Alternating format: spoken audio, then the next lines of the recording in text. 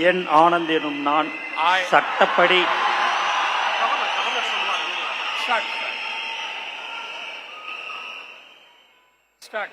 என் ஆனந்த் என்னும் நான் சட்டப்படி அமைக்கப்பெற்ற இந்திய அரசின் பால் உண்மையான நம்பிக்கையும் மாறாக பற்றும் கொண்டிருப்பேன். என்றும் இந்திய நாட்டின் பிள்ளதா முழு முதல் ஆட்சியும் உரிமையும் நிலைநிறுத்துவேன் என்றும் தமிழ்நாட்டு அரசின் அமைச்சராக உண்மையாகவும் உளச்சான்றுபடியும் என் கடமைகளை நிறைவேற்றுவேன் என்றும் அரசியலமைப்பிற்கும் சட்டத்திற்கும் இணங்க அச்சமும் ஒருதலை சாராவும் இன்றி விருப்பு வெறுப்பை விலக்கி பலதரப்பட்ட மக்கள் அனைவருக்கும் நேர்மையானதை செய்வேன் என்றும் ஆண்டவன் மீது ஆணையிட்டு உறுதிமொழி கேறேன்.